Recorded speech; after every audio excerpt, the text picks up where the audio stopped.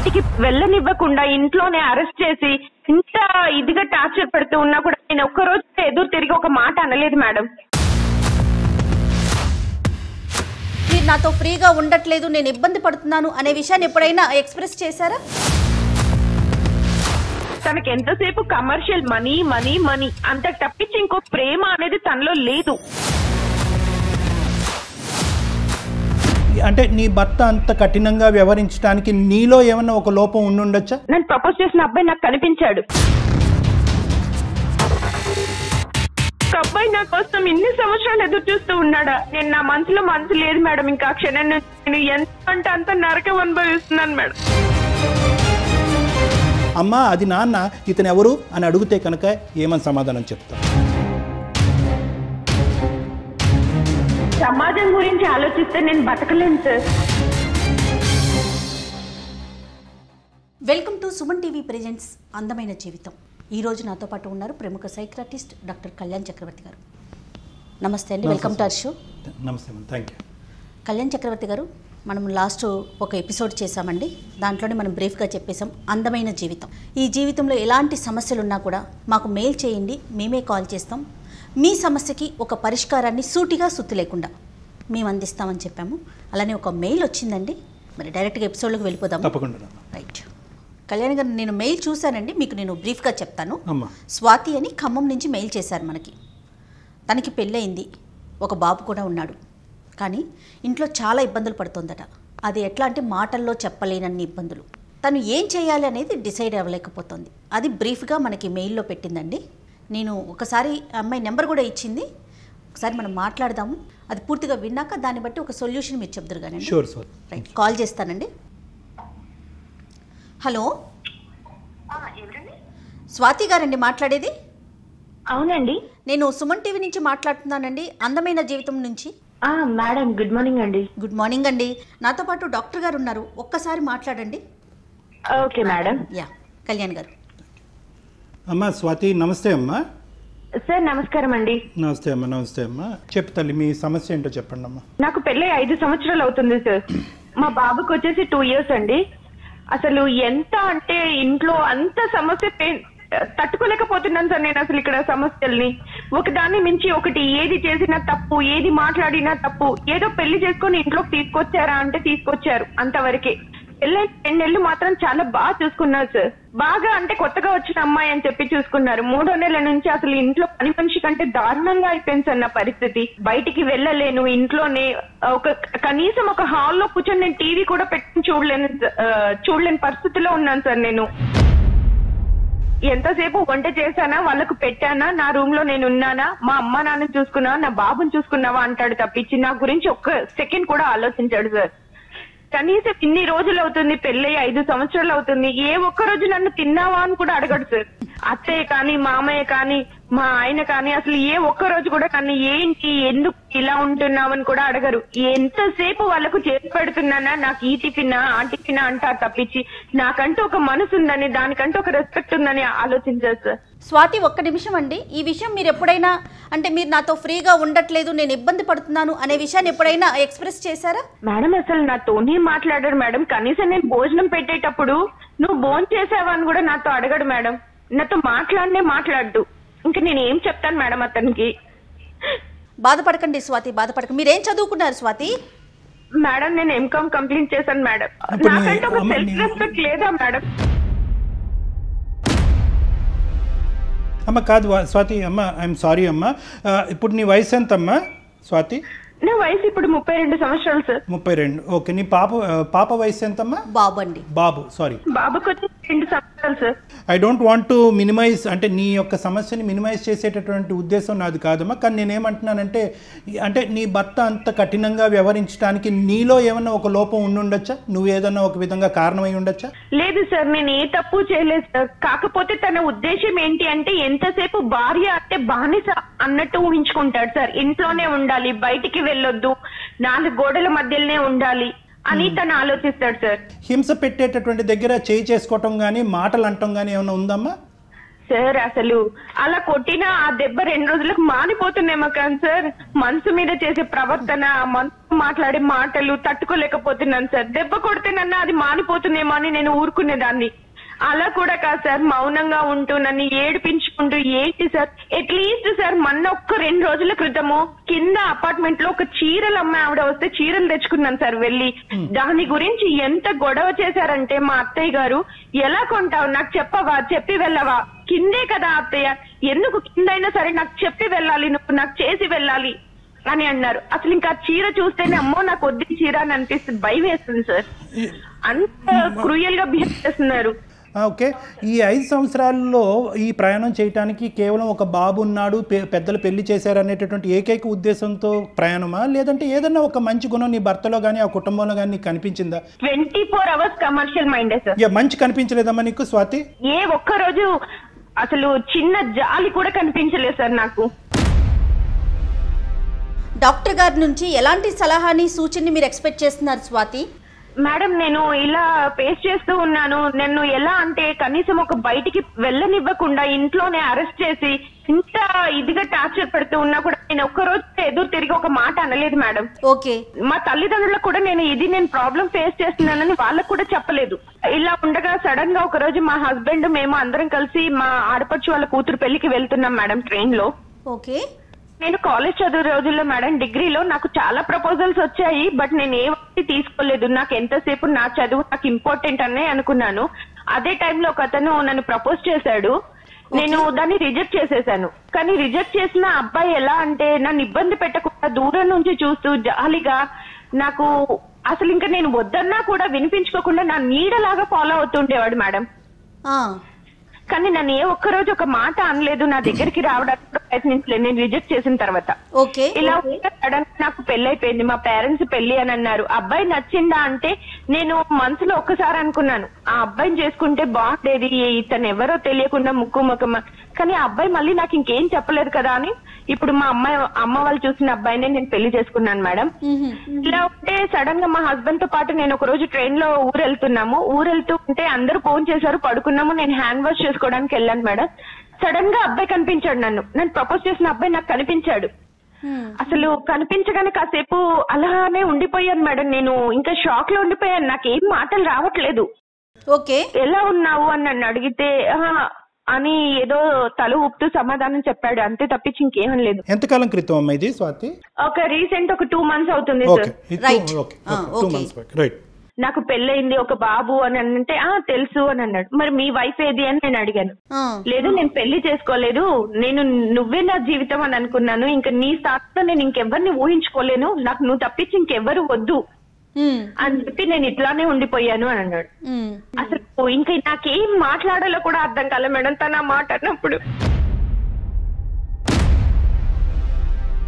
అసలు ఏంటి ఒక అబ్బాయి నా కోసం ఇన్ని సంవత్సరాలు ఎదురు చూస్తూ ఉన్నాడా, నేను ఇంత బాధ పెట్టానా, ఏంటి నా వల్ల ఒకరు ఇంత బాధపడుతున్నారా, నేను పెళ్లి చేసుకున్నాను, నాకు బాబు, నేను సంతోషంగా ఉన్నాను కదా, నువ్వు చేసుకోలేదా అని అన్నాను. లేదు నేను చేసుకోలేదు, నేను ఇలానే ఉంటాను అని అన్నాడు. నేను నా మనసు లేదు మేడం, ఇంకా క్షణం నేను ఎంత అంటే అంత నరకం అనుభవిస్తున్నాను మేడం.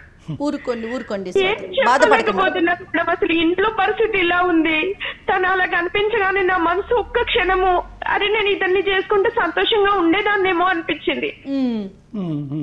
బాగా చూసుకో, దూరం నుంచి అయినా సరే ఎంత కేరింగ్ అంటే మేడం, నాకు ఫీవర్ వచ్చిందంటే ఎవరి చేతనో మెడిసిన్ పంపించేవాడు, అంత బాగా చూసుకున్నాడు మేడం నన్ను.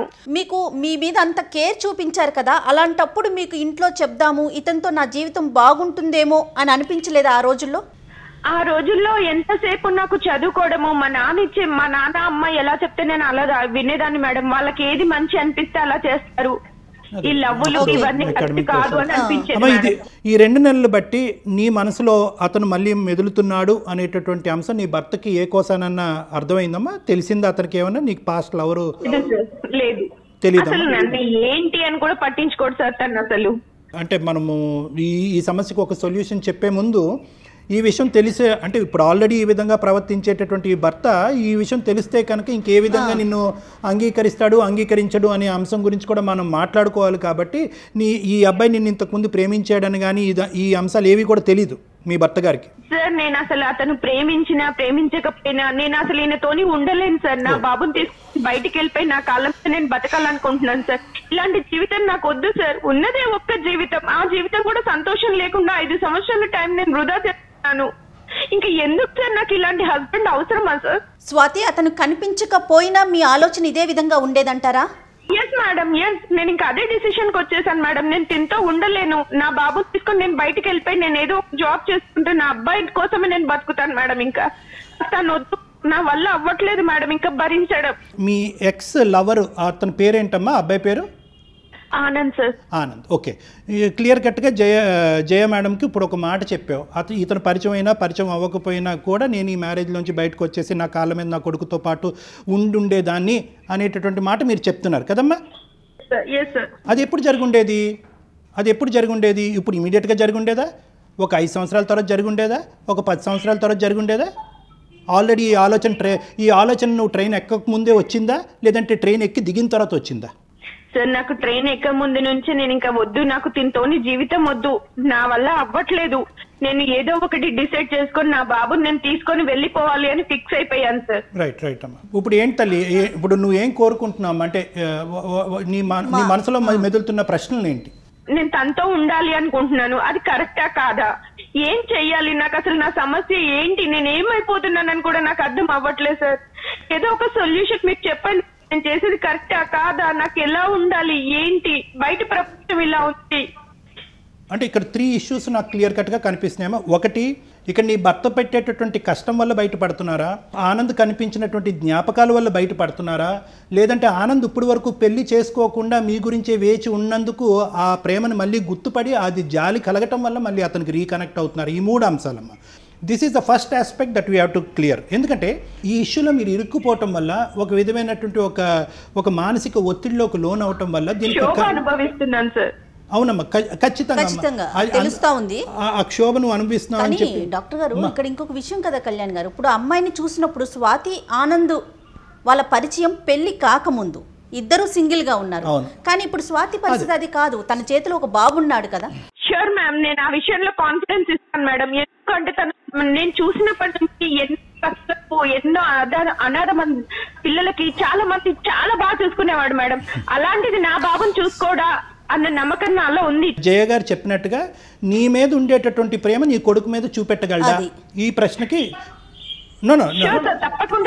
వినండి స్వాతి, ఒక్కసారి వినండి. నీకు రానున్న రోజుల్లో వచ్చేటటువంటి ప్రశ్నలు, ఒకటి, నిజంగా అప్పుడు ఉండేటటువంటి ప్రేమ ఇప్పుడు కూడా ఆనందంలో అదే పదిలంగా ఉందా అనేటటువంటిది ఒకటి. నెంబర్ 1, పెళ్లి కానటువంటి స్వాతిని పెళ్లి అయిన తర్వాత ఒక కొడుకుతో వచ్చినటువంటి స్వాతిని ఒకే విధంగా ఆనంద్ చూడగలదా అనేటటువంటిది రెండో ప్రశ్న.